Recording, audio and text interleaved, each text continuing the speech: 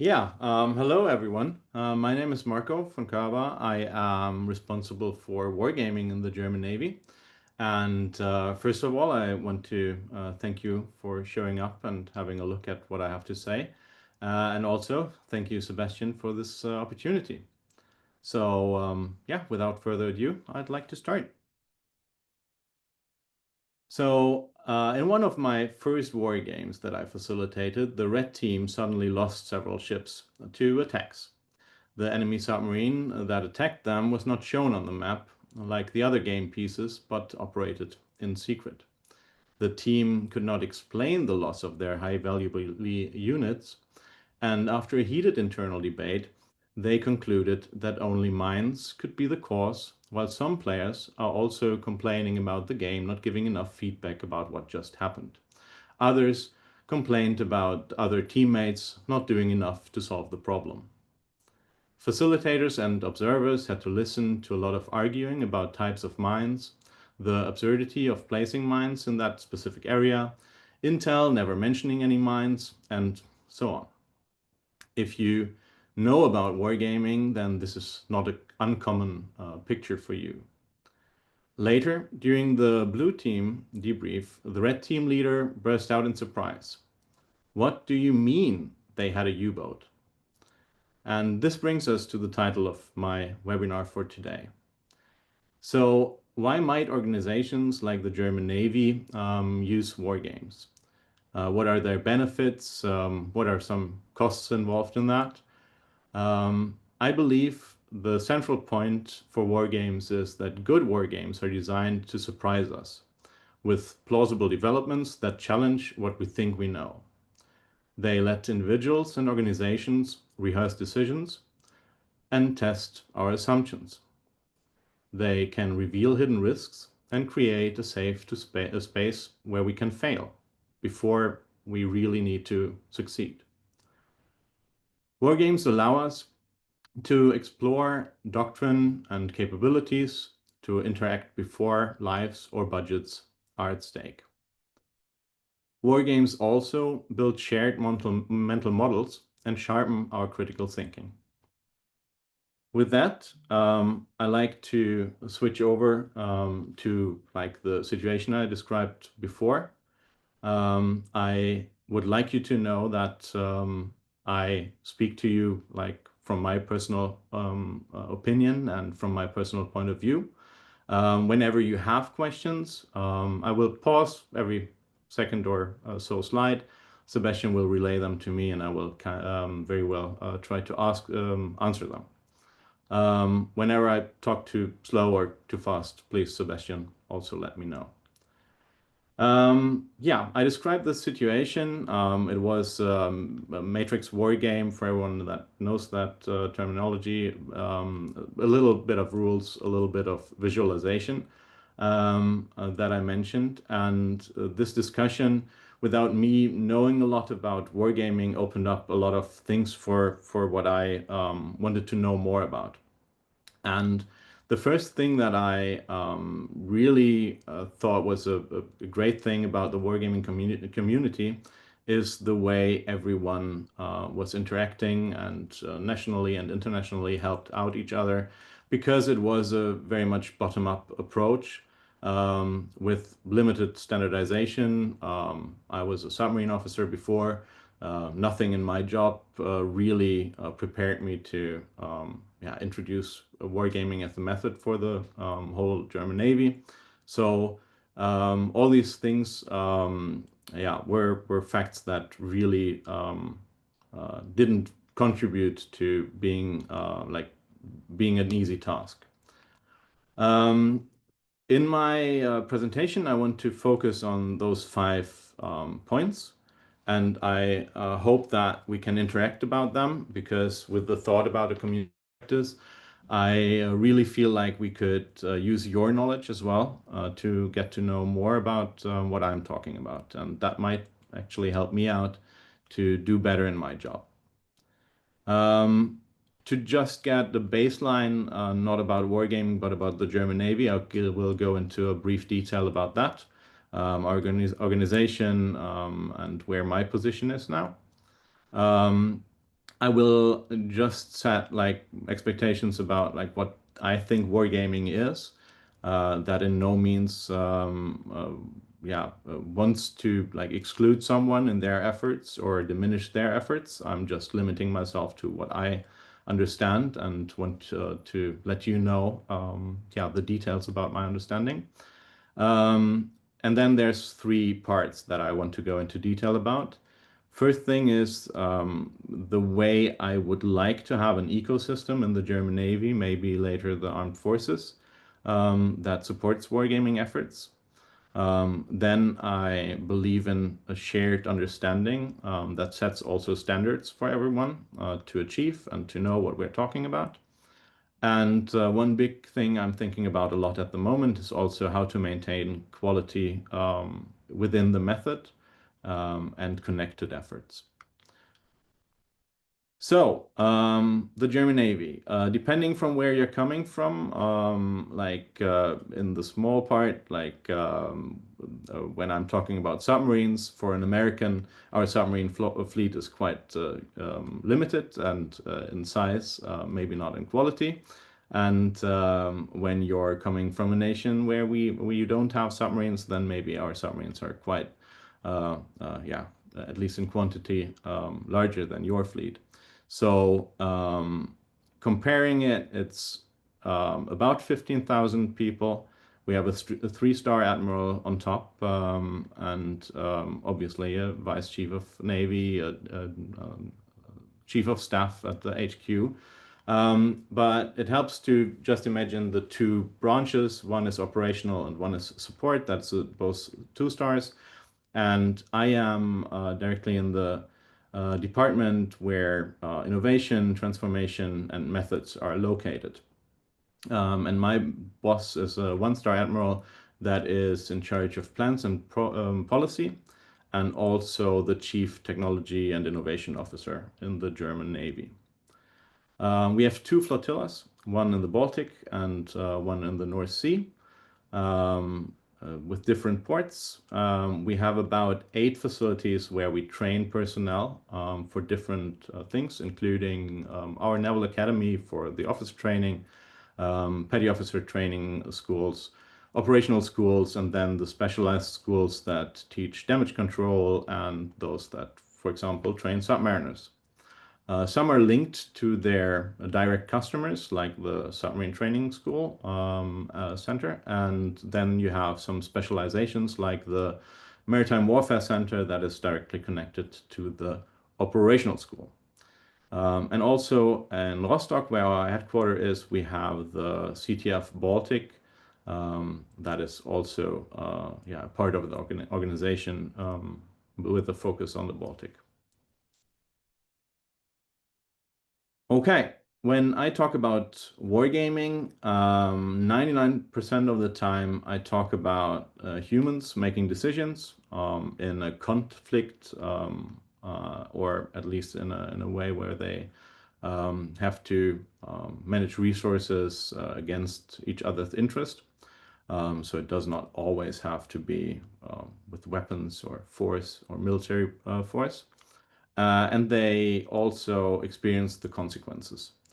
And this is kind of like the ingredients that I want to see whenever somebody delivers a war game.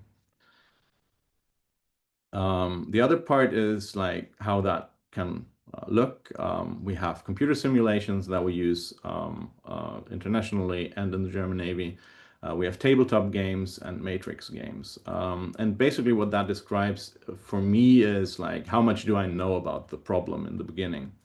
And since wargaming for me, and we're getting into that later, is a brilliant tool to explore unknown unknowns and go into a problem that we don't know much about before, or that we don't have evidence from other scientific communities, for example.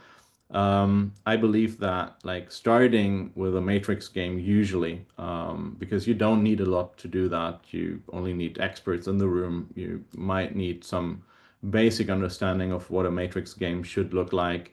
You want to have an element to like lead the humans that make the decisions into their next step, so that they can explore the consequences more. But you don't necessarily need to limit yourself to one map or to like the 12 pieces the game counters give you, or the domain you want to go into. And then when it comes to tabletop games, you start needing more preparation, more time exploring the problem before you game. And the more you need to prepare, the more your customer needs to understand before, or at least the dialogue between you two needs to give you. For example, you might want to read the concepts that they are thinking about, yeah, reviewing or adding something to. You might need to understand specifics about a warfare area before you can write a tabletop rule set about it, even if it's a limited game. But you probably can understand, even if you don't know much about wargaming, that playing Risk doesn't give the professional army colonel much about, yeah, a specific army problem. And the next step would be computer simulations. So that's like the last and the least bit that I know about. Like if you need to program software, then you kind of need to know a little more about the problem, I guess. You also limit the user in a way that he can only or she can only input the stuff that the human interface allows to input. And so that is a method that I rarely use. I sometimes come across an already digitalized wargaming tool that I can use in certain use cases. But this is like one of the things that I, yeah, very much think is like you need a tailored to the mission kind of war game, basically always. And with matrix games and tabletop games that are already existing, I can easily adapt them to most of the things I need to do. With computer simulations, I usually need, yeah, additional personnel and knowledge to do that.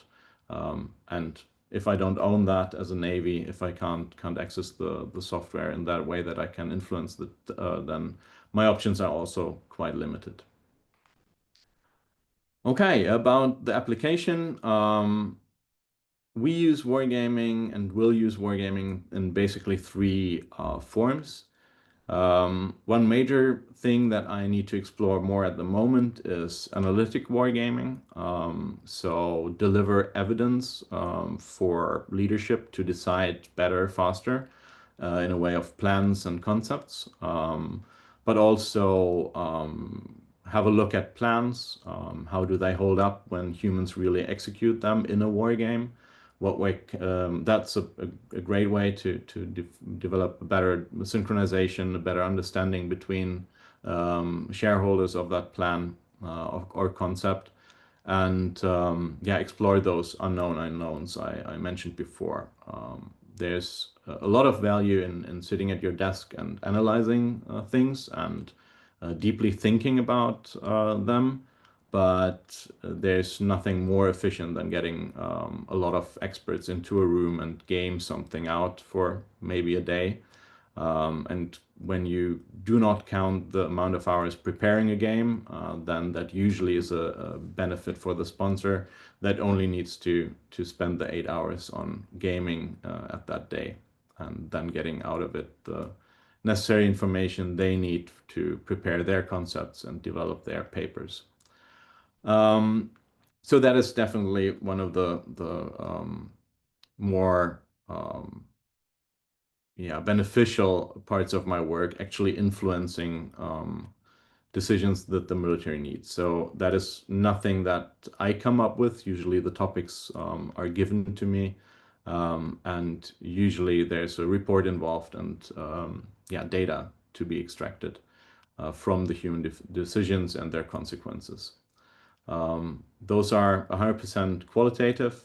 So if we want to know more about like people that are experts in underwater warfare, and we give them a different bunch of unmanned or uncrewed underwater vehicles that yeah, we analyzed from what the yeah, what companies build at the moment.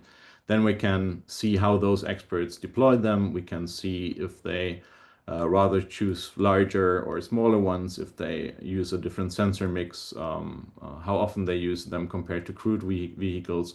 And in the end, we can derive some qualitative information about that. Maybe compare the North Sea missions to the Baltic Sea missions and come up with some more insights that are usually hard to get because you can't buy a lot of equipment and then try it at sea and then see how the commanding officers at sea use this equipment. But you can also not really ask someone like how they would deploy a large unmanned underwater water vehicle just in theory. And like there's a lot to be gained in form of analysis. The other part directly linked to that in my mind is training people and informing people. You could say like preparing them for things that we as an organization know that they need to be prepared of, the normal training cycle we go through. Their war games can basically implement all the good stuff from gamification of learning, from like modern competence-based education, give the control of the learning process more into the hands of those that are students at the moment. Those benefits come in play there. And also, when we do design war games for analytical purposes, I usually have in mind that the knowledge we gain from that should be transported to training games as well, so that we keep the training up to date. And again, when you can deploy wargamers to improve concepts, then you can also, if the concepts are written down and are known in a small part of the organization, you can play them out with others so that they may better understand those concepts. Yeah, a competence-oriented learning, that is a big focus of at least education and training in the German Navy. The more we can do that, like fits the schedule on board in the flotillas and in the different commands in the air wings, the more the training fits to the tasks that are there, and the more it prepares people to yeah, develop a warfighting mindset and have the knowledge and skills to fulfill their roles in the future, the better it is. And yeah, I mean, everybody of us knows that like when you ask a pupil, like, do you want option A have 100 slides of PowerPoint or option B, then you don't really need to spell out option B. Usually option B will be chosen. And if option B is, do you want to play something with 3D models or counters on a map and dice and against someone in your class, then that becomes even more attractive. And we can talk later about like how important I think that is, the motivation of someone that's in your class and wants to learn something. Gaining insights, not only the unknown unknowns, but also the knowledge transferred between people wargaming in a room. It's a great exchange between different branches or different warfare areas. Usually, me as a facilitator or director of the game, I get out of a game not only all the stuff that I need for my sponsor to write down, but a lot of things that I want to look into. Even technology developing or processes that are like in my organization. As I said, submariner. I have an operational background, so I don't know that much about logistics, and whenever we do a war game that's yeah, focused on that aspect, I am very interested about learning more, and especially in an environment where you get access to subject matter experts that are in a way top of their league in that what they know. I believe that is yeah, from an added value. And then again, for the organization, exchanging ideas, testing them, iterating them quickly, without a lot of cost, that is very beneficial. Um, that comes links directly into that safe to fail environment that some of you might have heard before. We can try out courses of action. We can try out yeah, concepts, plans, um, basically without risk. Obviously, there's some information management issues sometimes, and that you need access for all the different levels of data that you gain. But basically, there's no risk to spend too much money, to spend too much fuel.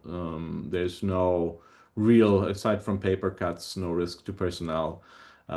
So that's all very, very beneficial compared to what you need to spend usually to have experiments at sea or have maneuvers at sea that would at least give you a similar kind of experience than the war game. Um, and yeah, let's stay here a little bit. That is basically the two things that I come to boil it down to the most when you come to the benefits. One is you have those kind of synthetic veterans, like somebody that wargamed undersea warfare in the Baltic Sea according to NATO plans. Kind of had the feeling that they were there, that they already fought a battle there.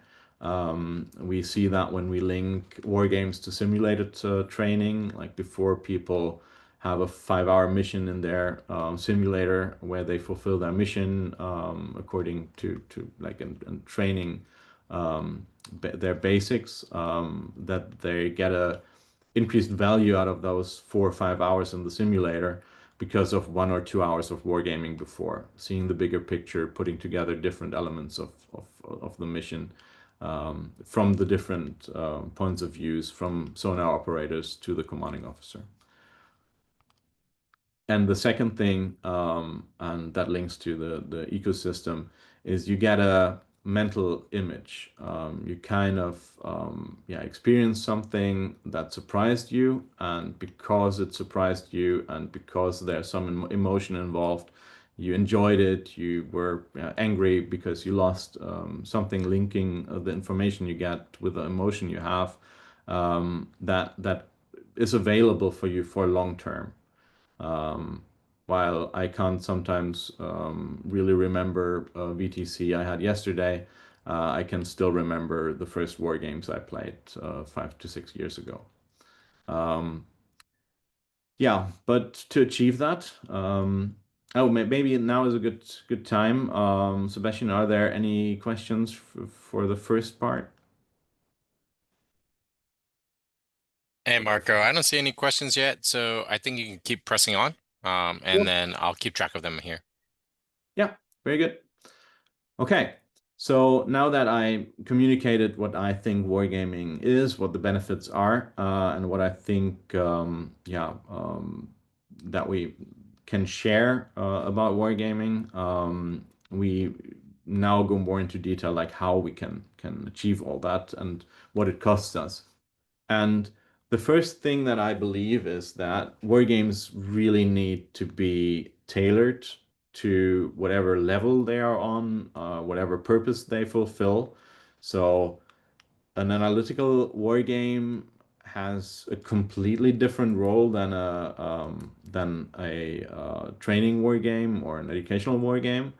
Um, it might look similar. It might, like for someone that was not involved in the development process, feel pretty similar. But the resources that go into it, the amount of personnel that we need, those are different. Um, and basically, the where the knowledge comes from is very different. So in a analytical game where you really want, like maybe like here in the one picture, admirals or captains to really learn something, like from each other, or from the plans that they discuss. The other educational or training game needs to kind of like have that wisdom in it and needs to present that in a way that everyone who plays the game can extract that. Um, and then again, both games can be for different purposes. So setting aside the analytical part for a way for a moment now, I believe that if a navy wants to use analytical war games for to the full potential, we cannot really focus on that only. So what I mean by that is to use a tool, you need to create it first. And that would lead me to like implementing war games as soon as someone enters the military. So obviously, like one of the limits of war games that I think is very obvious is you cannot do a good basic training with a war game. Like as soon as we come to like how we shoot a torpedo, a rifle, becoming more resilient when it comes to long marches or carrying luggage. War games usually don't help you with those direct tasks. But when you war game at the Naval Academy in the first 2 weeks or maybe 2 months of a training for young officers after their basic training is over, then you can use that throughout their career because they become wargaming literate. They know war games. They basically just learn by doing. And since they are not at their highest level of education yet, you can have quite limited scope war games where you focus on one topic and have a limited complexity and therefore gain playability. Those of you that design war games know that this is like the battle that you have to fight with your sponsors, with yourself, with other members of your team. You want your war game to be playable, but then you have an idea and you want to implement some bits of multi-domain operations, and the complexity explodes and the playability decreases, and then you need to scrub some other part of the game that you don't like that much or maybe doesn't work that well, and then you increase playability again while losing complexity. And with the basic war games that I'm trying to implement at the Naval Academy, I would think we already know that battle is won in favor of the war game, like without like pandering too much to the host, but Littoral Commander proved to be like a really accessible game that doesn't limit complexity too much. Obviously, there's always someone that says like, why doesn't it do this and that? But what it does very well, and what I believe we need, it does. So introducing people to Littoral Commander usually opens up the world for them to other tabletop war games. And then again, and that is the next part of the ecosystem debate, it is not that hard to adapt Littoral Commander to the needs of, for example, the German Navy. So Sebastian and I have been working on a German order of battle, German joint capability cards. So basically, like German elements of the game, and we can do that easily and still have the same playable war game. We don't, that's not adding complexity. It just adds maybe accessibility for German officer cadets to play the game because they not only yeah, can identify with the elements of the game more, but also they can yeah, access the information they get during other classes in the war game. So if they learn about the organization of the or the order of battle of the German Navy, they see that order of battle in the war game. And the same for like future force design. The same that the Marine Corps elements that are in Littoral Commander Baltic and in the Pacific. In like the German adaptation, we introduce things that we buy now or that we want to buy in 2030 or that we want to operate in 2035. So yeah, that is like the first part of the ecosystem is introducing players or students to wargames, getting them wargaming literate. And whatever your purpose is, if you focus your organization on analytics, you still kind of need that first foot in the door for people to access the world of wargaming. And then again, people not only enter the organization at the officers' school, but they enter the Navy from various positions in different ages, in different functions. And what that means is that we probably not only need one game to rule them all in the first stage, but we might need a bunch of games. So how do we limit that to not overwhelm an organization budget-wise or even the people that need to train people that switch schools? Um, in my opinion, we limit it by one game for one school, basically. Um, if we can, we limit it even more. That depends on, at the moment, for my part, on how the organization or the people in that part of the organization show interest in having different games.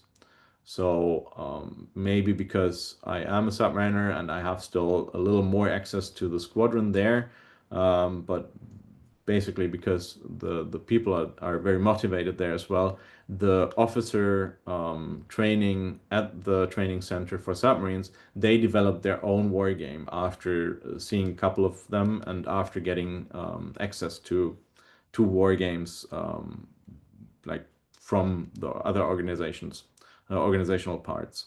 So whenever a school like kind of shows the motivation to do that and develop their own game, I try to support by yeah, maybe giving some insights in the process that I use to develop a game or design a game. I can give them access to like graphics designers at the Public Information Office of the Navy. I can give them information that they might need from the Intel part of the organization. Maybe they need a geospatial engineer to come up with a good map. And supporting that effort also, again, indirectly supports my introduction of wargaming into the organization because we are only 15,000 people. If every class of 20 plays Littoral Commander, then in a couple of years, just by doing so, there's an increased wargaming literacy in the higher ranks as well. So that's set to like how we start with the ecosystem for education. For analysis, that's a different part, at least for the Navy at the moment. I'm still exploring where games can have the biggest impact. It's clear to me that you can use them in like the plans department and policy department and on a strategic level, on operational level, maybe again as well for like standard operating procedure development on the tactical level, but what to do first. So again, when I could like focus on everything with the same intensity at the same time, I would try to do that, but with the limited resources that we can put into different projects. I would say for now, I'm trying to do what's closest to my department with plans and policy and looking into like force development, the projects that are literally discussed in the offices next door, the new vessels we want to acquire, the new ways we want to explore multi-domain operations, like the different maritime warfare areas, the dimension of space, all those topics are like very close to my office. So I'm trying to focus on that. maybe increasing the impact that wargames have, and therefore later being able to spend more resources on the other yeah, parts. That said, again, with the submarine squadron, I do have a project where we go through SOPs at the moment, and I'm very happy about that because in the end, I kind of believe that war games as a method belong to those that are directly responsible for like winning our battles, when if that makes sense. So if I could only have the method employed at one stage, then I would like the company commanding officers, the commanding officer of the boats and ships, to be able to use war games to whatever purpose they like, to explore more educational or analytical um, first. Yeah, so that's a little thing to think about, like where to focus on with the war games, and what kind of ecosystem you want to have. Um, I had the talk about ecosystem, like about the different axes, like strategic to tactical, and we talked about like educational and analytic, past and future. There's a case for like historical case studies with wargaming, obviously, in the context of exploring something that we might have learned before but forgotten, or somebody else learned.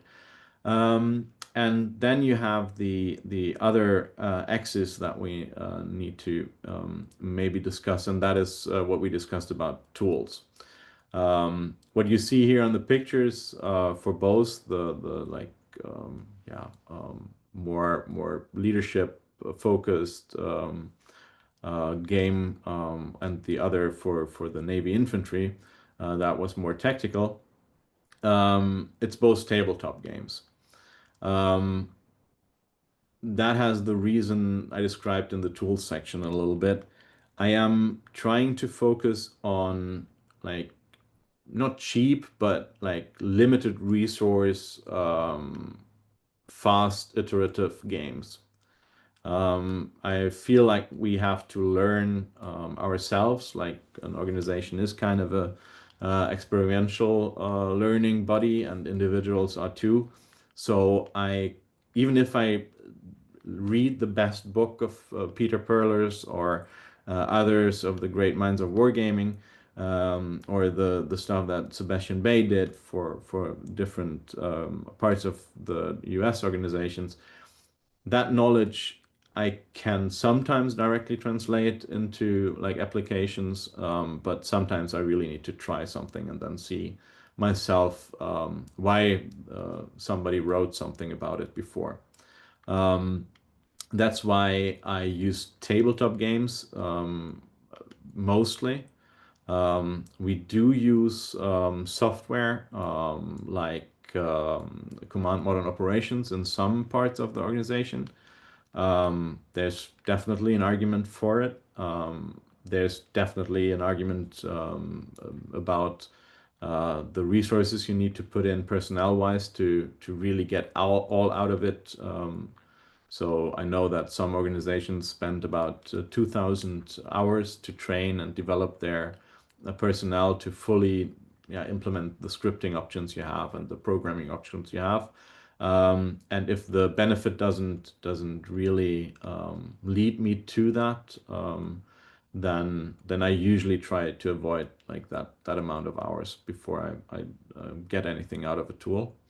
Um, Nevertheless, there's a good amount of events there that the German Navy, or the Center of Excellence in Kiel, used the software to train people, staffs, and individuals.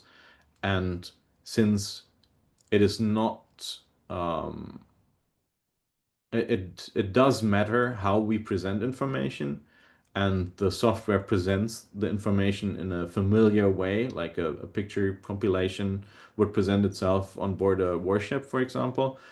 It tends to fascinate people. Again, you can have a look at it yourself. Yeah. So that's command and the computer based war games. And the more I have different topics to explore, the more I use matrix games.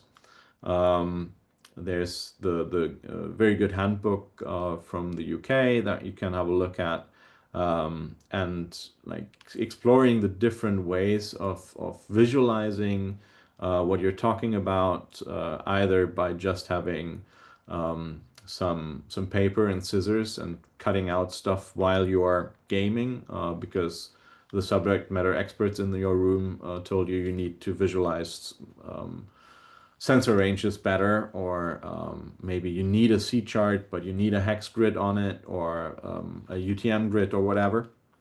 Like exploring those options, how you can make it easier to explore something for your participants. Yeah, that's a big thing for me. Um, and so we have computer assisted mixed war games where we use tables that are displayed on computers to assist in matrix war games or in tabletop games. I sometimes, when I have the time, especially with the operational war game system, where you have, as the name tells you, a little more an operational and tactical perspective, and then the tactical games like Littoral Commander, where I explore like one hex, 20 kilometers, 200 kilometers, and I put that into a computer to tell me like, hey, this is what the dice told me.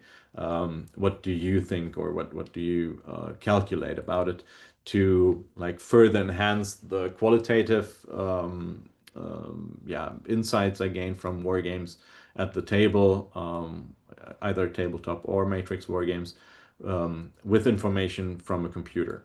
The most natural way I do that is usually the other way around. When I prepare for a war game, I ask a computer, like, what do you calculate on this and that date for this and that sensor? So I have a better basis to yeah, lead the players from their decisions to the consequences. And usually, when I'm done with a war game with the participants, yeah, the next step would be a report. So I usually don't have time to program the computer afterwards, just to see if my rule set is correct. Whenever I can, I do that. There's like in the chat group for the operational wargame system community, there's a frequent discussion about like real world events that are then simulated in the tabletop system to check if the rules hold up and can at least come up with a result that is plausible in the context of the real world, which I usually find very fascinating. Okay. So, ecosystem, there's not one war game that we use, but there's definitely Littoral Commander that is very present in the German Navy at all levels, with different adaptations. There's the operational war game system, and there are tools like the software command modern operations. So that's the bandwidth that we're going with at the moment. Yeah, feel free to let me know if you want any more details on that. Um, that doesn't avoid me spending some times with completely new designs. So for our Navy infantry, I have a project that has been ongoing for more than a year now that we can conclude, I think, at the end of the year, where we have yeah, basically a book that they wrote for their cadets, and everything that's in that book is easily transported by a war game as well. And so my task was to implement basically every information that's in the book for the students that come into the Marines, that they know it after they played the game a couple of times. While the game should not only be playable if the facilitator's in the room, but also be playable by those yeah, new to the battalion in their free time, basically. Yeah, so there's those commercial off the shelf and those that we develop ourselves. Any questions about that? Yeah, so we have a bunch of questions now. Uh, so I'll try to go through them in some order. So first one is pretty straightforward, and I think you touched on a little bit on it, is how does wargaming contribute to self-awareness and leadership development? Yeah, you can have a complete presentation about that, I think. So I think the like one skill not only that the leader needs, but that we probably all need to achieve our goals is communication. Um, and since even the smallest scenarios and the easiest war games usually are well fitted for more than one person in a team to play them, people need to communicate, which usually in itself is like a skill that you can very much improve on throughout your whole career. Um, Two elements are also like the tolerance for frustration. I have played games where we played for 8 hours straight, and I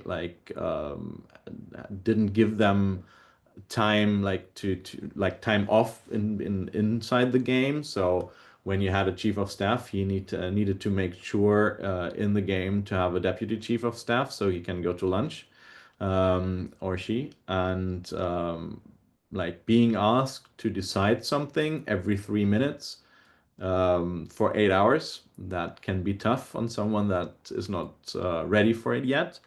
And since some career models are the way they are, there's no real preparation outside of like maybe simulator-based training, which is very costly, and you need a whole crew usually for that, or at least an attack team, depending on what your vessel is and your role is.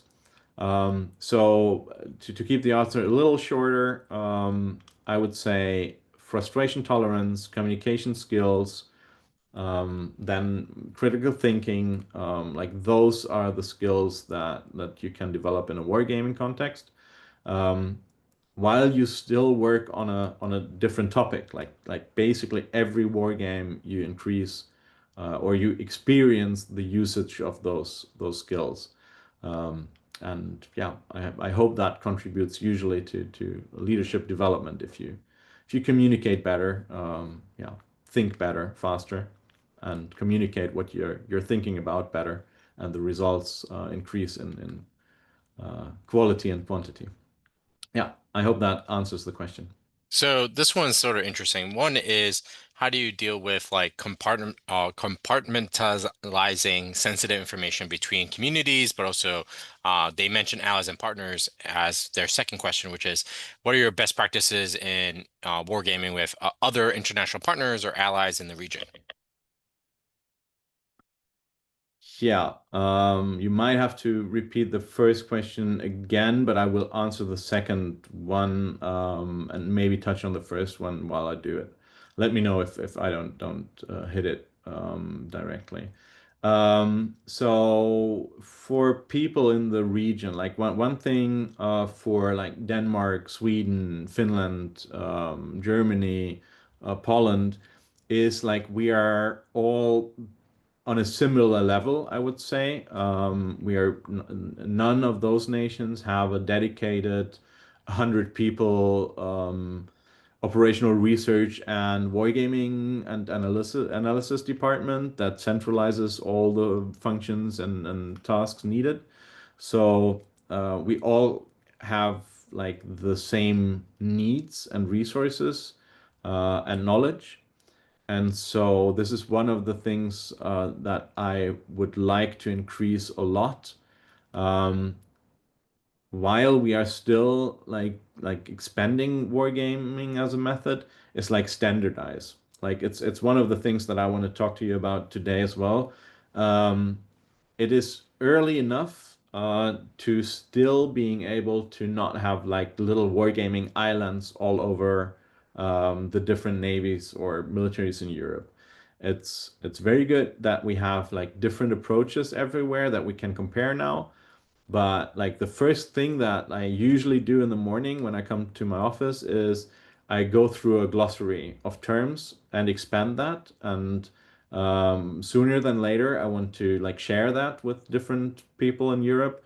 that I would call a community of the capable, maybe, and share it with them and see how they can contribute to that. And then the next step would be to agree on something internationally and say, like, okay, if we say like context of a war game, then we mean like time period, or warfare area, or whatever we mean by that. So that whenever I'm talking about a context of a war game, then I know that like everyone else knows that this is what I mean. Or when I say like scenario, what is a scenario in the wargaming context, and how does it compare and differentiate itself from the other terms that we use? Um, so that's the one part. Like I want to share resources and increase cooperation. Firstly, like as a first step, with a focus of the Baltic Sea region, and then expand. And yeah, me sitting here in front of a camera and talking to you is a good example, um, of a basically one-way street at the moment. Like I am gaining knowledge from the other side of the Atlantic. So whenever I have a question, Sebastian is basically the first that I text, and most the stuff that we talk about is wargaming related. So yeah, that is one thing. Then I think the other thing that the question includes is like information sharing policy, like between different domains, secret information. So if that's the way that the question, yeah, is that the question aiming at, or didn't I get that? Yeah, I think a part of it's like how do you deal with classified information when you're designing a game or teaching a game, or if there's just sensitive portions of game design. Yeah. Yeah, so like I think like there's my submarine mindset. Basically the guideline for it. Whenever the game has to include sensitive information, and usually like depending on what the game needs to do, you don't really on the training and education side need that. So whatever the weapon system's range is, let's say it's 83 kilometers, you usually don't use that amount of precision. And then when you do like 8 hexes in Littoral Commander, then it's good enough, and usually nobody has a problem with that. Um, and if it's even more like sensitive in a way that you really can't like even in an abstract way use it, then the next question is like, do you really need to use it? And then you can have the complexity versus playability discussion. Um, and that is like for the standard operating procedure project in the submarine squadron, you really need to be secret. Like there's no way around it. You need to, um, yeah, the information that you're gaming is secret. There's nothing unclassified, nothing that we prepare, and that limits my ability to use my standard graphics designer, and that again leads to not having a highly detailed, stuffed out a tabletop game that is in any way comparable with a commercially available game. Um, so it very much depends on what I want to achieve with it. Um, and usually I'm fine with that. Like for a Matrix style game, I really don't need to have the information in the game, in the rule book, or in the game pieces. I usually have the information in the room, and I'm fine with using a secret classified room and infrastructure to communicate.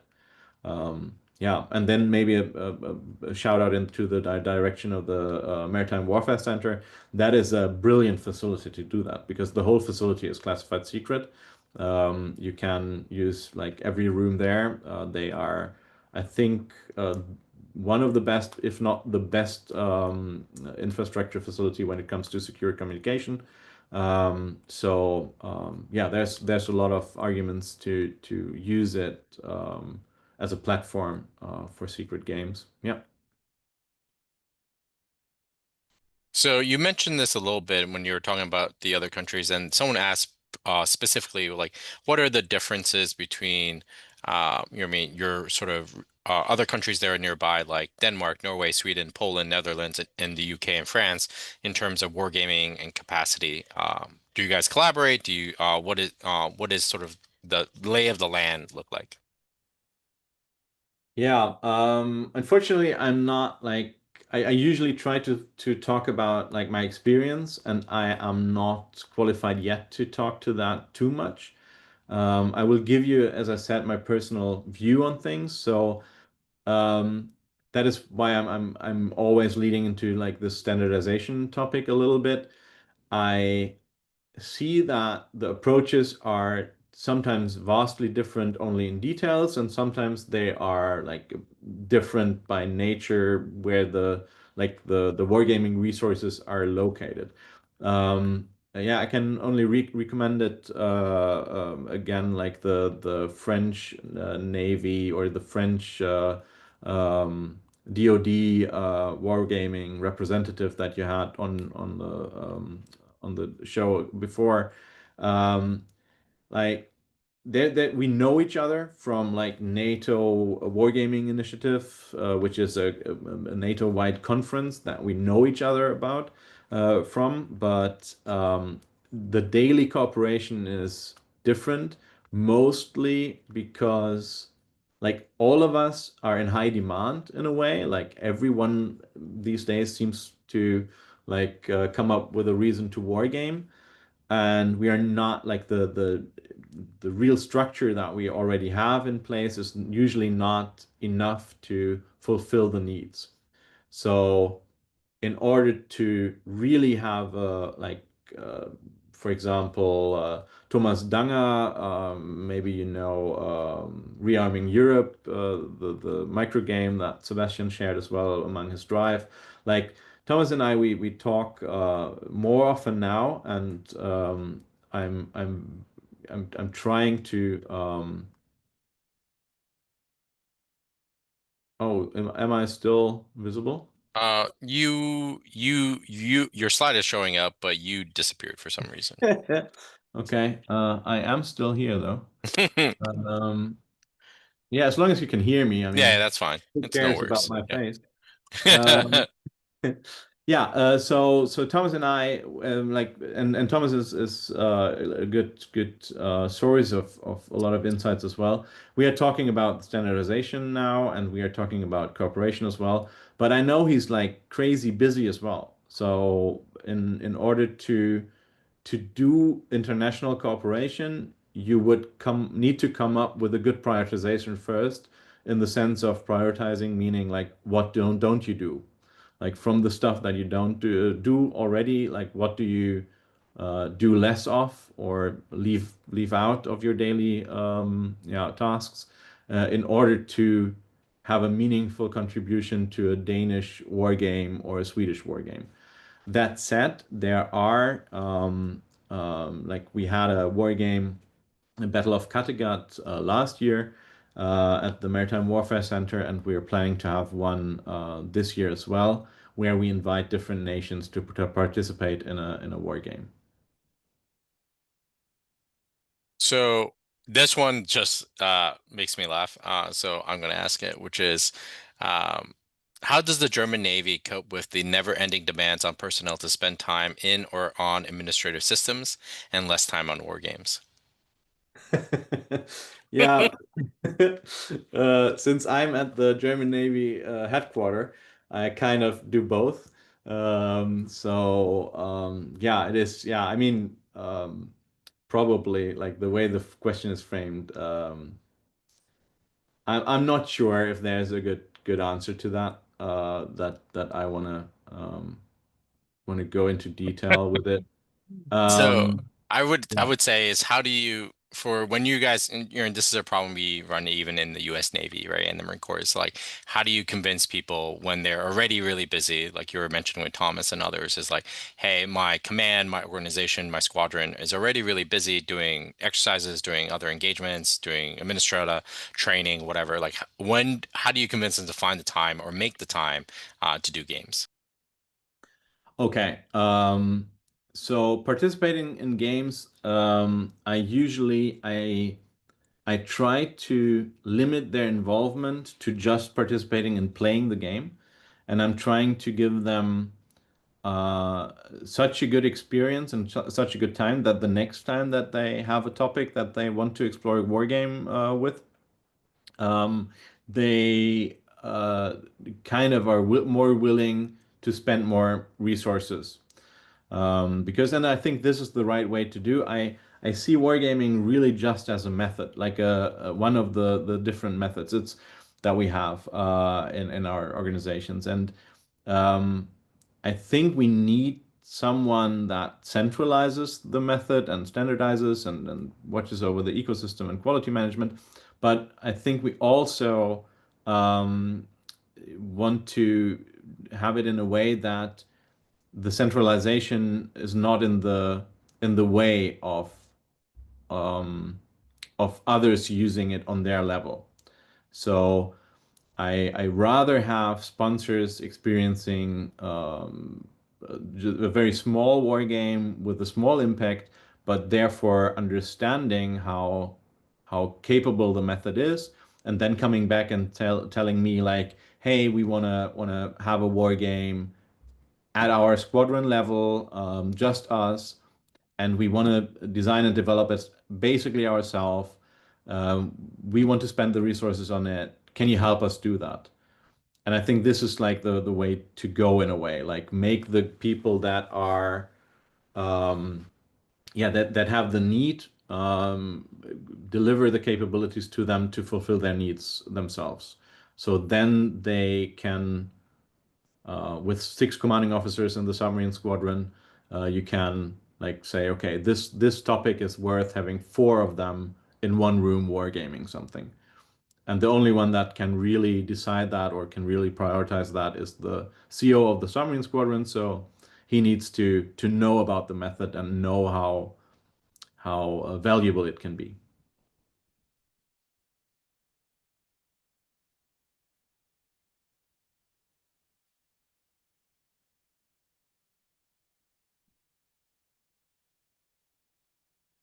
Sebastian, you're still there?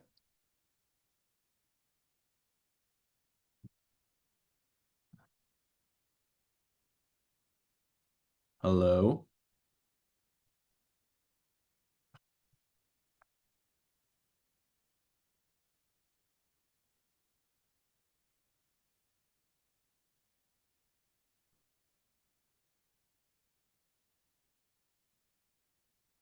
Yeah, I think I can do that. I'm not sure how.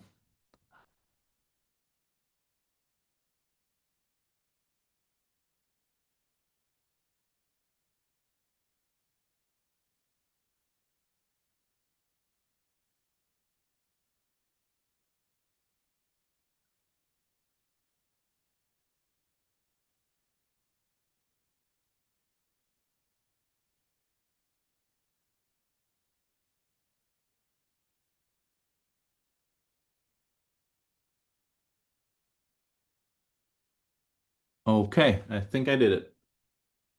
All right, perfect. Sorry, I got Oh, kicked out of great. my own Zoom. So, I mean, those American IT systems, what are you gonna do? So I guess the other question is, do you guys have any plans for the German Navy to do distributive gaming in terms of using digital computerized versions, whether that be tabletop simulator or, I mean, digital games like Command? Like, do you plan any vision of that working across German bases? Yeah, yeah, that's pretty good. I like the question a lot.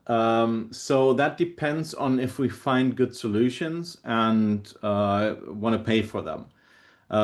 So the main part about this ecosystem that I talked about before is that I kind of want to decentralize access to games. So having a wargaming cloud and maybe iPads with the digital version of the Littoral Commander and Operational Wargame System, that is definitely a goal. Um, I am kind of like looking at options there. So yeah, definitely we want to have that. But I believe that we need to be aware of the amount of people that have the need yet, because at the moment the method is still not that commonly used in classrooms. So that means I'm still traveling to faculties and doing some groundwork at the schools to find options where we can implement war games, because as you probably like all know from civilian schools, from military educational systems, like there's no schedule of any kind of course where you have free time. Like there's usually like 110% of the personnel and infrastructure used during the school curriculum. And going there and saying like, here's an iPad, you can now play against this other school, or you can play against someone at the HQ, or whatever decentralized gaming you can do for whatever purpose, would, at least in the educational sense, mean you have to find time and a subject for that. Like in what part of the course do you do that and why?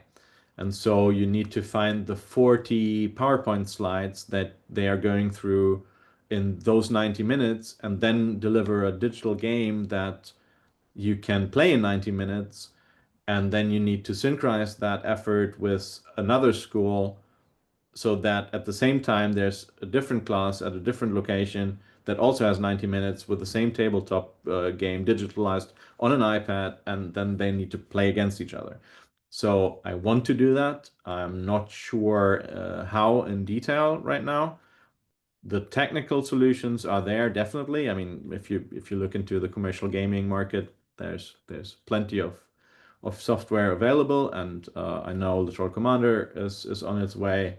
I know of the digital course of action tool that like OWS is in its digital form. And since we are using OWS and Literal Commander already, I'm looking into to using the digital version. That said, um, I would rather like jump one generation ahead and have like a hybrid kind of gaming system, where you can still have physical elements, maybe on a digital map, um, maybe with extended reality parts on it. Like if I could, I would like not only think about the iPad version or the smartphone version of a game that you can play decentralized, but also like already using extended reality and physical game pieces in cooperation with each other, or in conjunction with each other, because I very much believe in the effect that a large map that you can actually see on the floor, and game pieces in relation to each other, and like taking 2 steps through the Baltic Sea and taking 7 steps to be in northern Norway. Like to have this feeling of relation, like the relation of things, and moving game pieces by hand, or at least seeing them in a three-dimensional space. I think there's a lot of evidence there that should suggest that we as humans just remember those kind of experiences longer and better. So another question is, what are some of the near-term and long-term goals you see for German Navy wargaming? Yeah. So like the first thing, I mean, I'm sure the question doesn't necessarily like aim for that, but it is in one sense just a method. So like what we want to use it for is not like that's not me. Like somebody else tells me that, because I support what the Navy does and deliver, um, yeah, uh, maybe quicker or more data or like supportive data for what others want to do.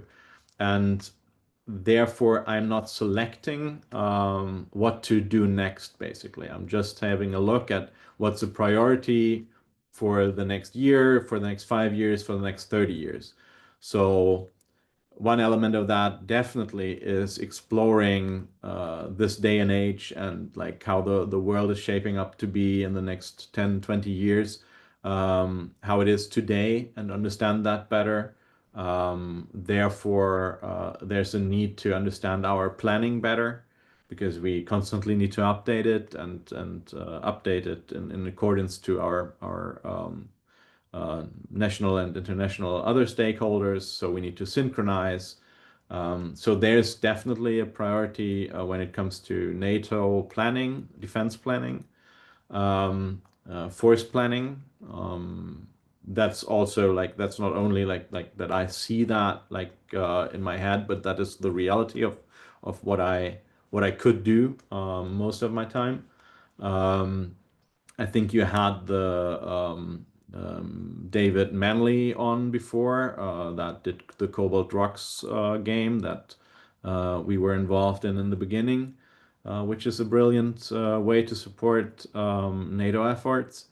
And yeah, you can zoom in on that as well, like the submarine squadron, the HQ. Everyone is going through transformation and reorganization and adapting, and nobody really in these days can say, okay, we have finished adapting now. We can like now do other stuff for the next foreseeable future. Like this adaptation process is ongoing. So that's why probably wargaming is so relevant at the moment because you can quite quickly yeah, have a look at new stuff that you don't know much about, that you don't have data about. Yeah. So another great question asks, understanding it depends on the aim of the war game, but generally speaking, what do you consider, I'm assuming German Navy writ large, consider the most valuable analytical output? Are you more interested in the player's